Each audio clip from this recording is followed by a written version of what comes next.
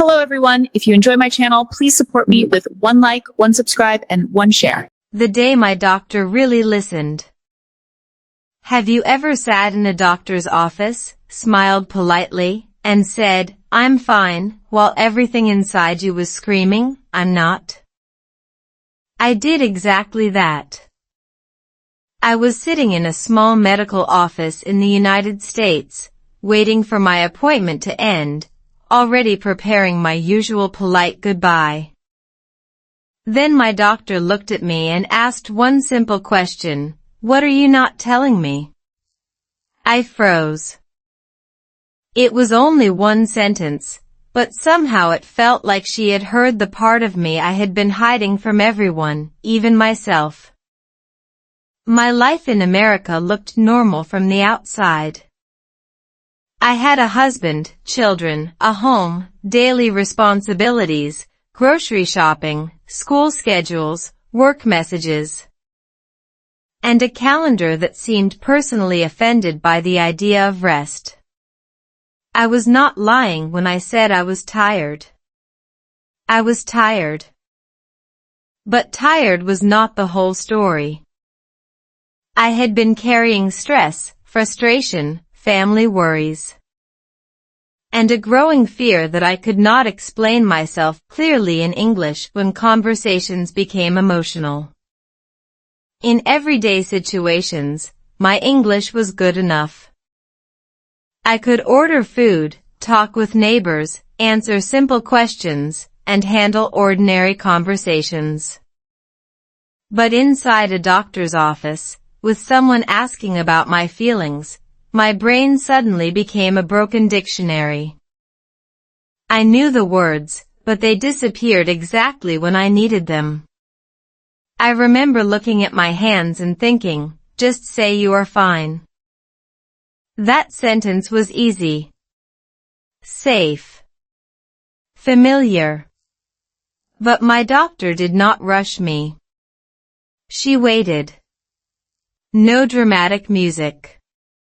No magical speech. Just silence. And strangely, that silence gave me permission to speak. I finally said, "I don't know how to explain it." She answered, "Take your time." Those 3 words changed the room. I took a slow breath and tried again. I feel overwhelmed. Simple English. Clear English. Not perfect English.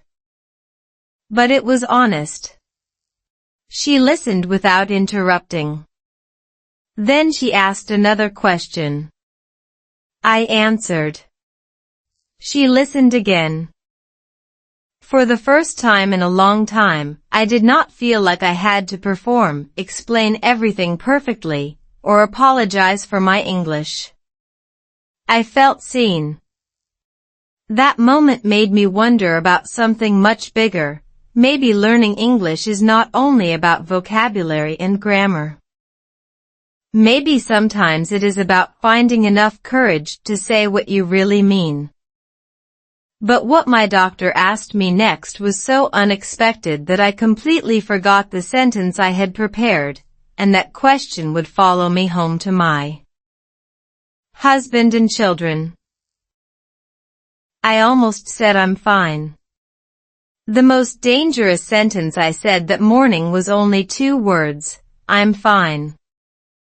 I had already said it twice before my doctor stopped typing, looked up, and asked, "Are you really?"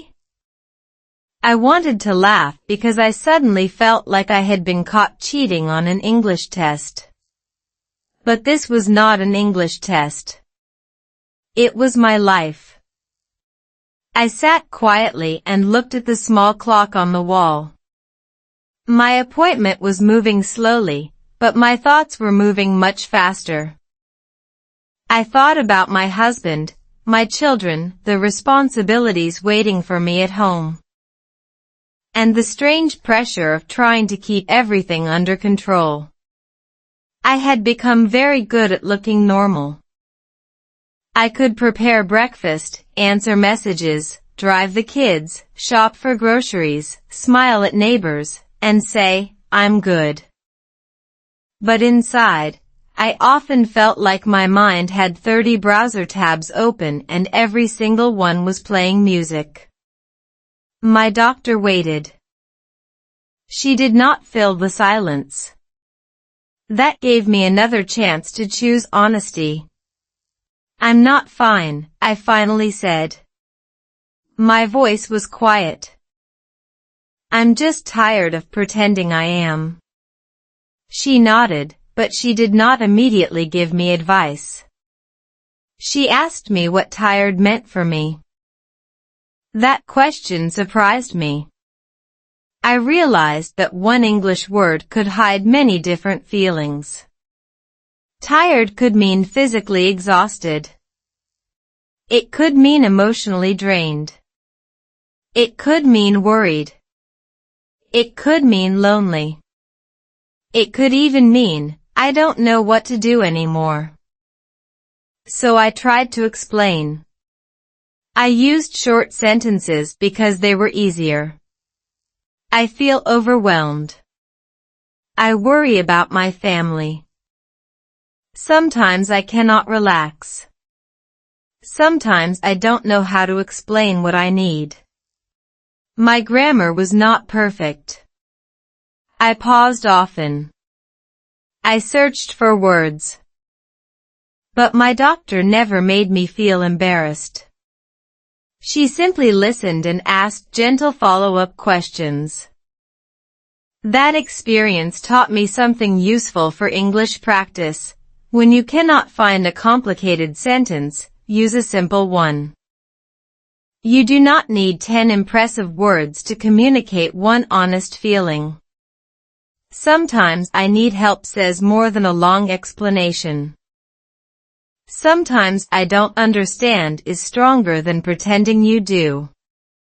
And sometimes can you listen for a minute? Opens a door that silence has kept locked. I left the office feeling strangely lighter. Not because every problem had disappeared, but because someone had finally heard me without rushing me. I thought that would be the end of it. I was wrong. When I arrived home, my husband took one look at my face and asked, "What did the doctor say?" I opened my mouth to answer, but instead of telling him about the appointment, I asked him a question I had never asked before.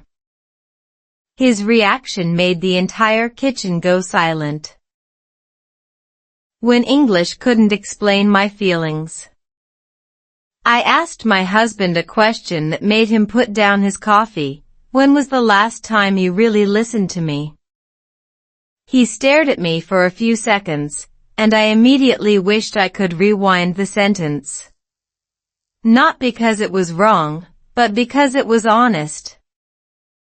I had just returned from my doctor's appointment, where a stranger had listened to me more patiently than I had expected. Now I was sitting in my own kitchen with the person who knew me best, and suddenly I realized how rarely I explained what was happening inside me. My husband did not become angry. He simply asked, "What do you mean?" Those 3 words gave me another opportunity to practice something I had learned at the doctor's office: slow down. I took a breath and said, "Sometimes I talk, but I don't feel heard." My English was simple. My sentence was not perfect. But he understood. That was the important part.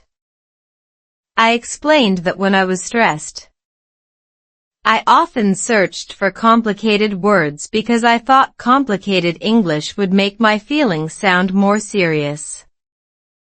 Instead, I became confused and quiet. So I started using smaller sentences. I feel hurt. I need a break. Please don't solve it yet. Just listen. I want to explain. These sentences became my little communication tools. They were also excellent English practice because I could use them in real life instead of memorizing vocabulary I would never say. My husband listened for several minutes without interrupting. Then he said something that surprised me. "I thought you wanted me to fix everything." I laughed softly. "Sometimes I just want you to sit with me." He nodded. We both realized how easy it is for two people to love each other and still speak completely different emotional languages. One person asks for help. The other immediately searches for solutions. One person needs quiet. The other thinks the silence means anger. One person says, "I'm okay." The other believes it. We were not trying to hurt each other. We were simply guessing too much. That night, we tried a new rule.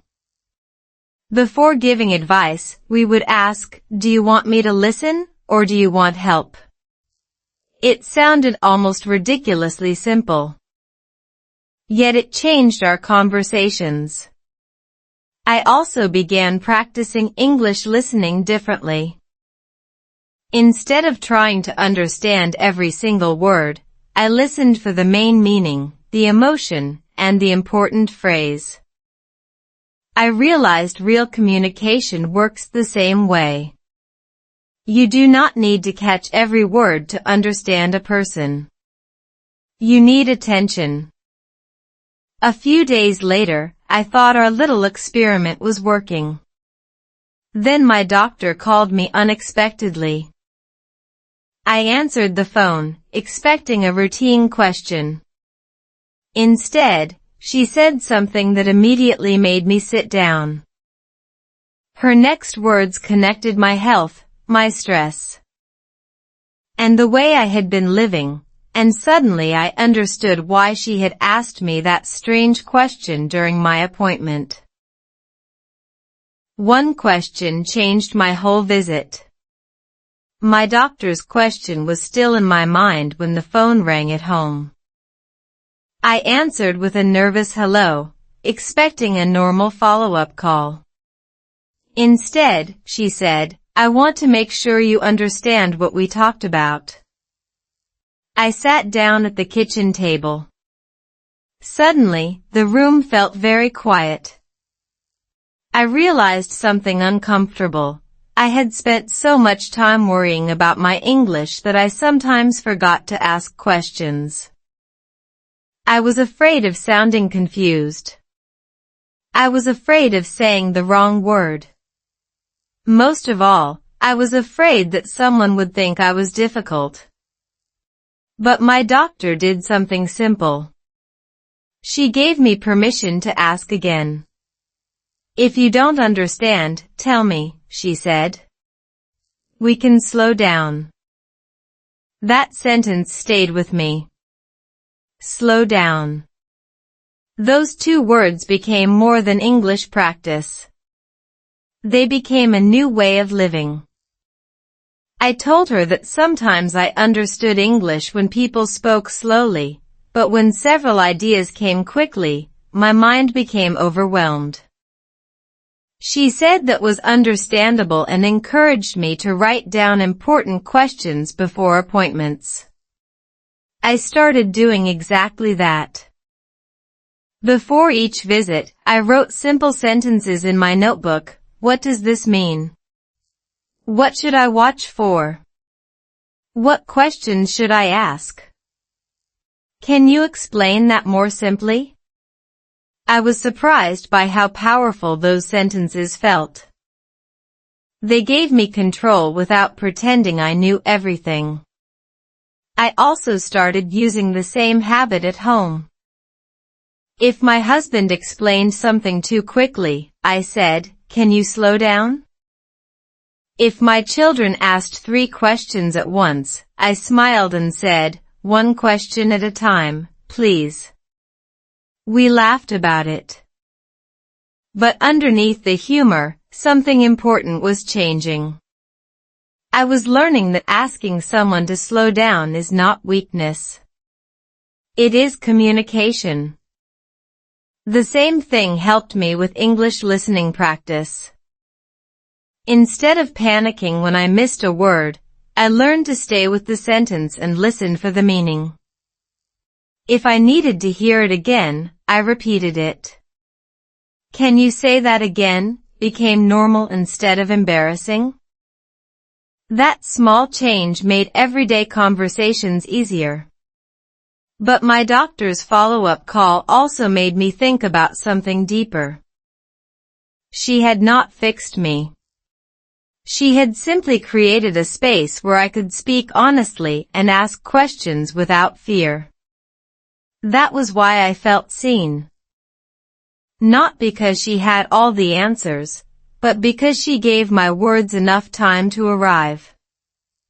When I hung up, I looked at my notebook and wrote one sentence in large letters: "My voice matters."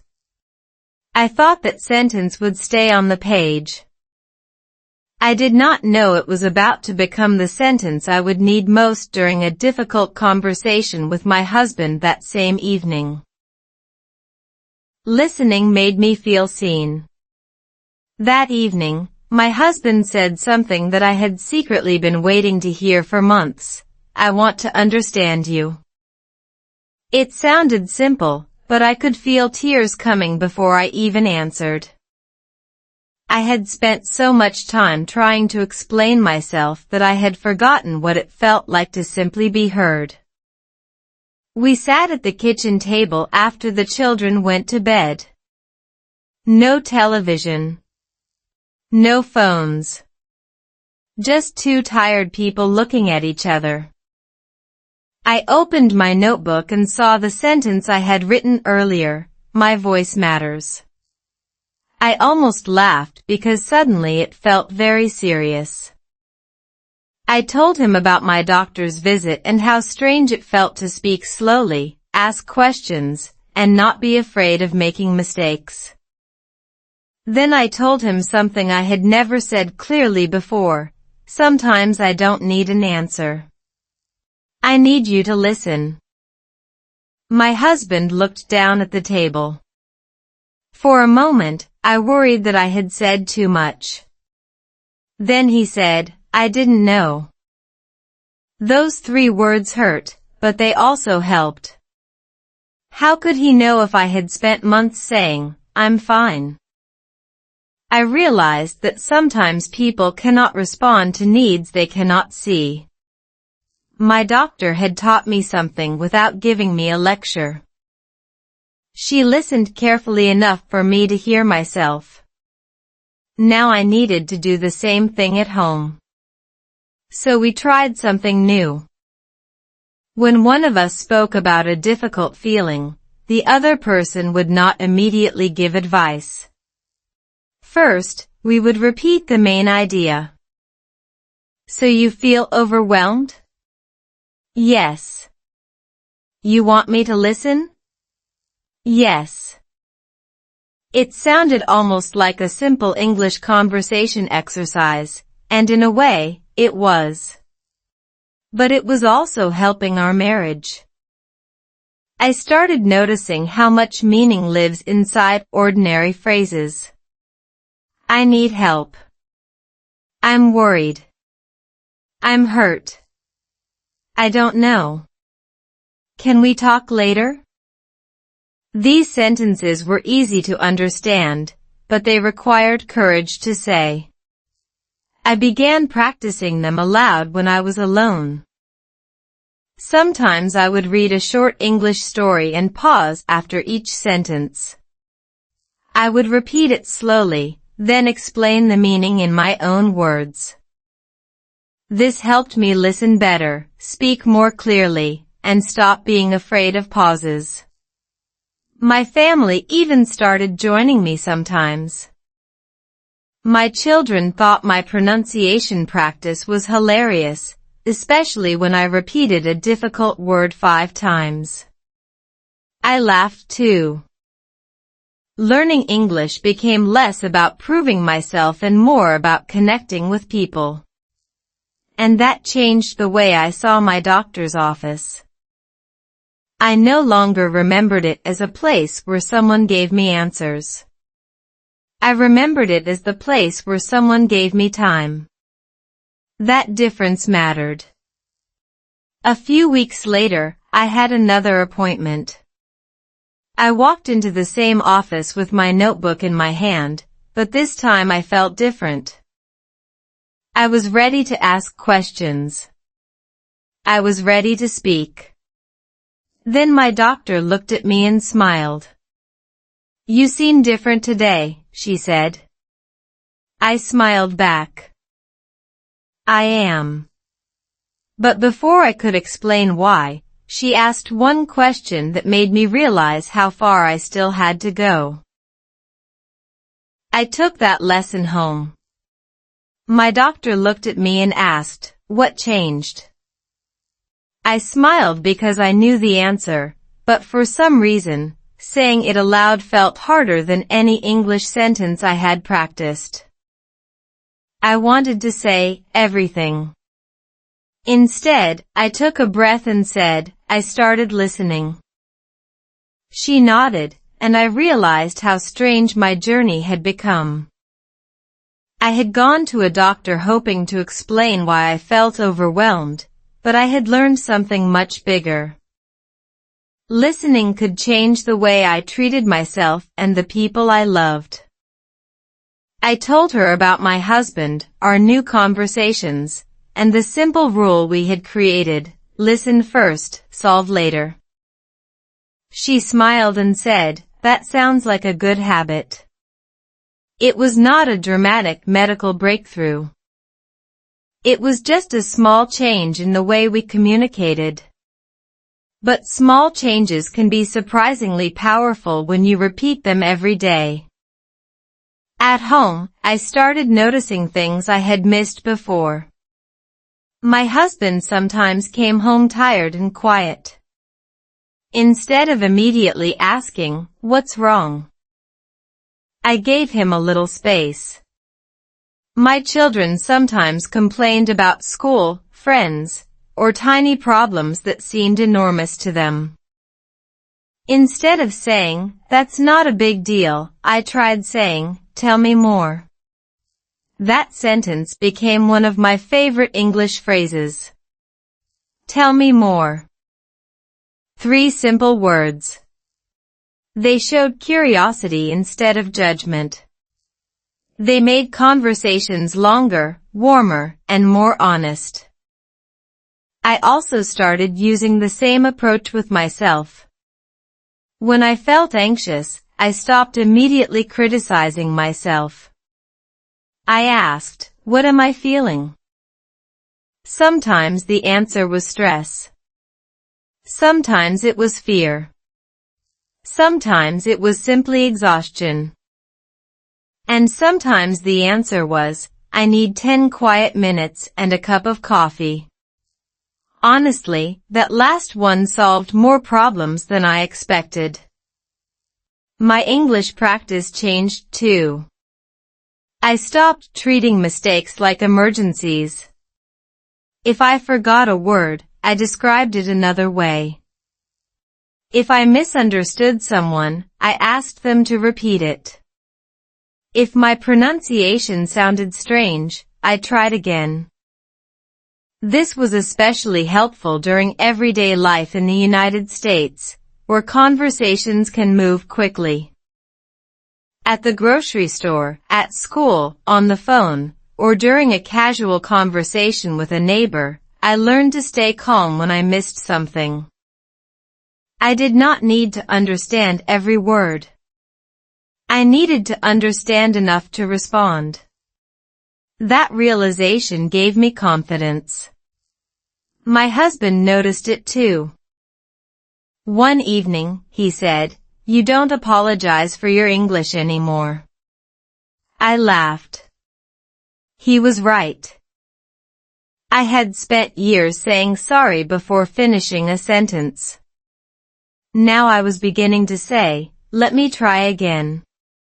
That tiny change felt enormous. But the real surprise came one weekend when my daughter heard me practicing English and asked, "Mom, why do you sound different now?" I smiled and said, "Because I'm not afraid of being wrong." She looked at me for a moment and replied, "Maybe that's why you sound stronger." I thought she was simply being sweet. Then she showed me something she had written about our family, and suddenly I understood that my changes were affecting more than just me. My family started listening too. My daughter handed me a piece of paper and said, "Mom, I wrote something about you." I expected a funny drawing or a list of things she wanted from the store. Instead, I saw one sentence that made my eyes fill with tears. "Mom is learning to talk, but she is also learning to listen." I read it twice. Then I looked at my husband. He smiled quietly because he knew exactly why those words mattered. I had thought my English journey was about pronunciation, vocabulary, and speaking more confidently. I never expected my children to notice the emotional change behind it. But children notice everything. They notice when your voice sounds different. They notice when you stop interrupting. They notice when arguments become calmer. They notice when "I'm fine" finally becomes "I'm having a hard day." That sentence became part of our family language. We started having small conversations at dinner. Nothing dramatic. Sometimes we talked about school. Sometimes we talked about work. Sometimes we complained about the weather because American weather has a talent for changing its mind before lunch. But we were talking. More importantly, we were listening. I also made English practice part of ordinary family life. Instead of sitting alone with a textbook, I read short English stories aloud while my children did homework nearby. Sometimes I stopped and asked, "What do you think this sentence means?" They would answer, and sometimes they corrected my pronunciation with the confidence of tiny professors. I pretended to be offended. They laughed. Those moments helped me realize that learning a language does not have to feel like punishment. It can happen inside real life. A sentence from a story can become a sentence you use with your family. A new word can become part of a conversation. A listening exercise can teach you something about patience. And patience was becoming important in our home. My husband and I still disagreed. Of course we did. We were two adults sharing responsibilities, raising children, managing schedules, and occasionally wondering why nobody in the house could remember to turn off a light. But our disagreements became different. Instead of trying to win, we tried to understand. Sometimes one of us said, "I need 5 minutes." The other person respected it. Sometimes I said, "I don't have the right words yet." My husband waited. That was a gift. I had learned from my doctor that being listened to can make you feel seen. Now my family was teaching me something else. Listening is also something you can give. You can give it to your partner. You can give it to your children. You can even give it to yourself.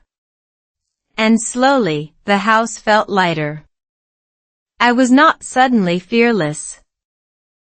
I still had difficult days. I still made English mistakes.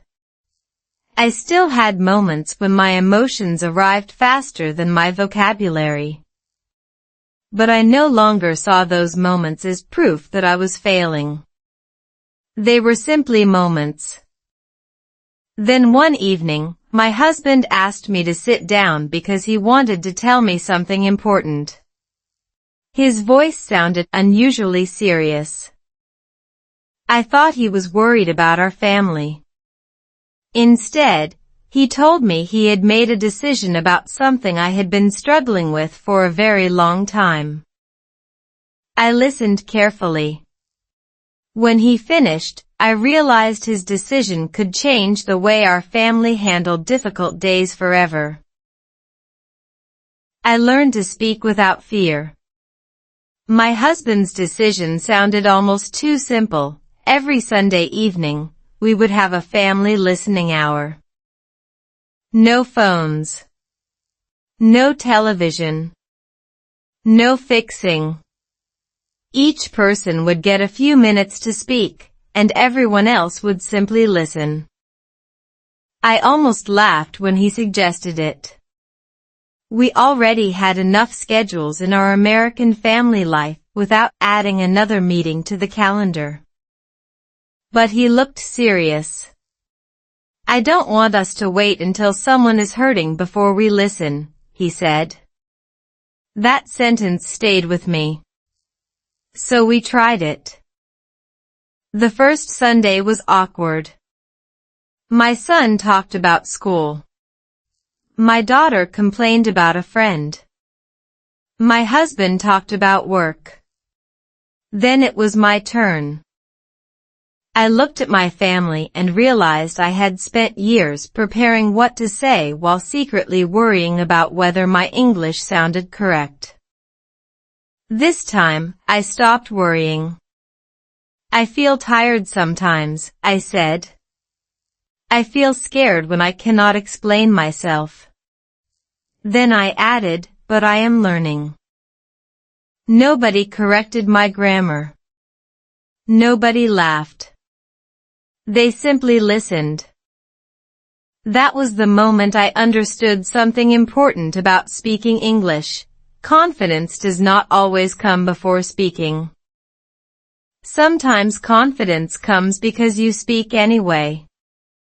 I began practicing this idea everywhere.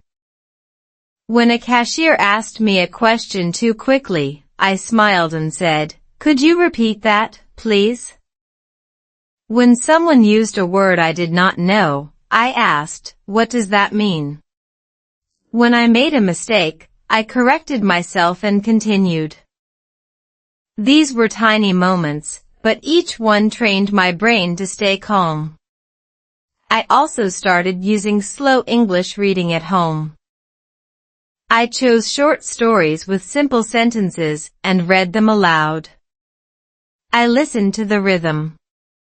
I repeated difficult phrases. I focused on meaning instead of perfection. Sometimes I recorded myself and listened back. At first, I hated hearing my own voice. Most people do. Your recorded voice sounds like a stranger who somehow knows all your secrets. But after a few weeks, I noticed progress. My speech became clearer. I paused less. I understood spoken English more easily. Most importantly, I was no longer afraid of silence. If I needed 3 seconds to find a word, I took 3 seconds. Life did not stop. Nobody called the English police. My family actually became more patient because they saw me practicing. My daughter started asking me to teach her new phrases. My husband began using "Can you repeat that?" more often himself. We were learning together. The doctor's appointment that started this journey had happened months earlier, but its lesson was still changing my daily life. Listening had helped me feel seen. Speaking honestly had helped my family understand me. And learning English had become less about avoiding mistakes and more about building connection. Then, during one Sunday listening hour, my daughter suddenly asked me a question that made everyone stop talking. It was not about English, school, or our family routine. It was about the doctor.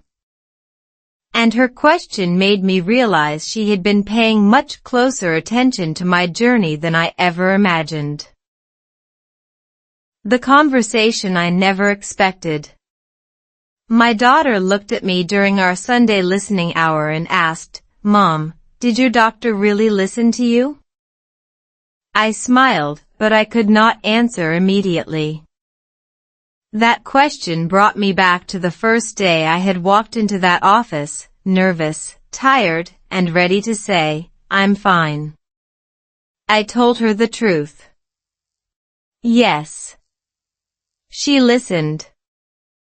My daughter looked at my husband and then back at me. "Is that why you changed?" I thought about it for a moment. "Partly," I said. "But I think I changed because I finally listened to myself." The room became quiet. I explained that sometimes we wait for another person to give us permission to admit what we already know. We say we are fine because it is easier. We stay quiet because explaining feels difficult.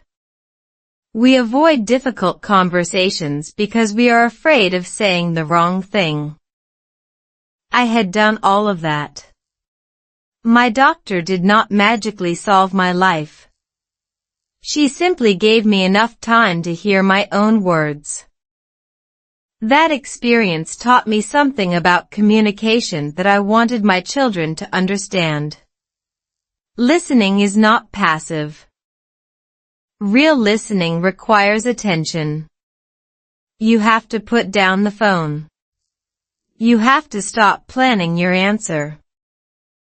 You have to let another person finish a sentence, even when you think you already know what they will say. My husband smiled and said, "I think I learned that too." We laughed because our old conversations had sometimes looked like two people competing to speak first. Now we were trying to understand before responding. I also told my daughter that learning English had become part of this change. At first, I thought speaking English confidently meant knowing thousands of words. Now I understood that a few useful sentences could be more powerful than a huge vocabulary.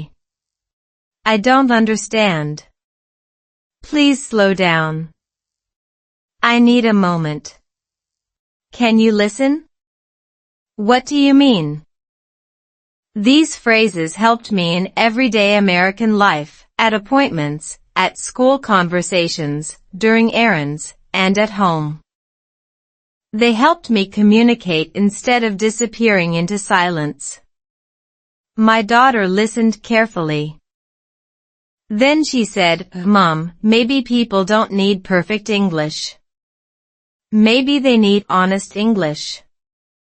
I looked at her and smiled. That sentence was better than anything I could have taught her from a textbook. We hugged, and for a moment, the whole family was quiet. Not an uncomfortable quiet. A peaceful one. Later that night, I opened the notebook I had carried to my doctor appointments. The first page still had the words, "My voice matters." I turned the page and wrote something new. "Listening helps me find my voice." I thought the story was finally complete. But the next morning, I received a message from my doctor. It was only a few lines, yet after reading it, I sat at the kitchen table for several minutes without moving. Because she had asked me one final question, and this time, I knew I could not answer it with "I'm fine." Listening changed more than English. The message from my doctor contained only one question: "How are you really doing now?" I stared at the screen because I knew exactly what she was asking. Months earlier, I would have typed, "I'm fine." This time, I smiled and wrote, "I am learning to listen to myself." That simple sentence felt like the perfect ending to a journey I never planned. I had entered her office feeling overwhelmed, worried that my English was not good enough to explain what was happening inside me.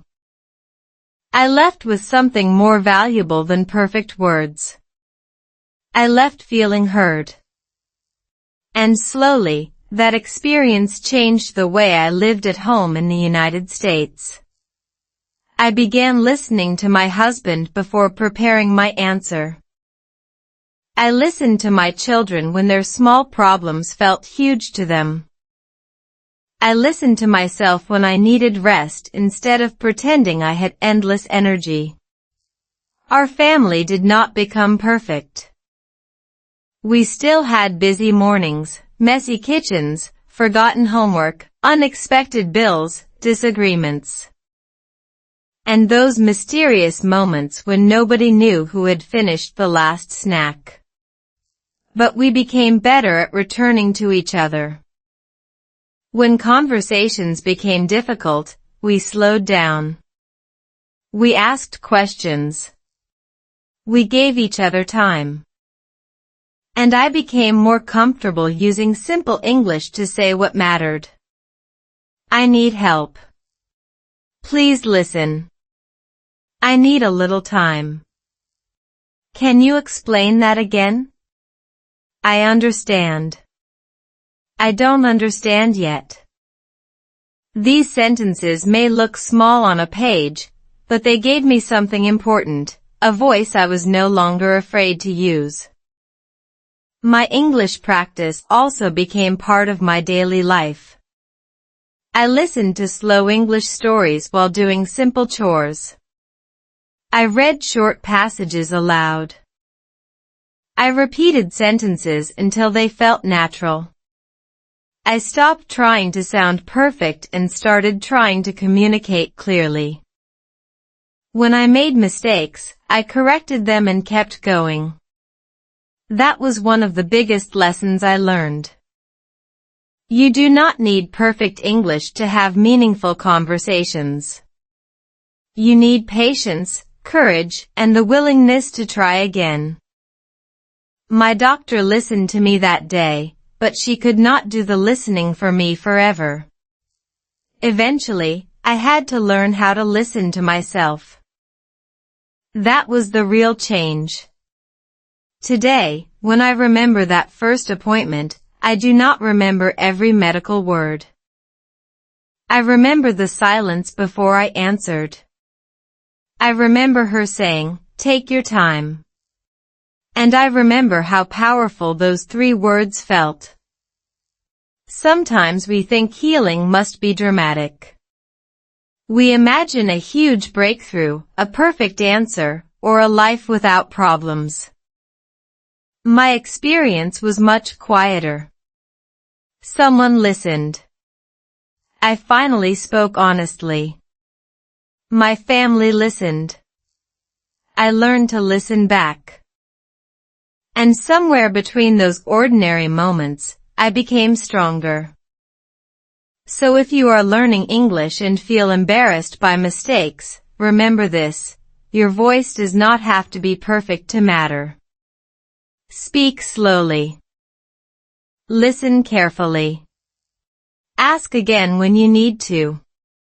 Give yourself time. Sometimes the sentence that changes your life is not complicated at all.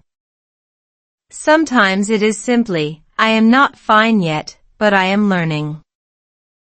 And perhaps that is what being truly seen feels like, not someone fixing your life, but someone giving you enough space to find your own voice.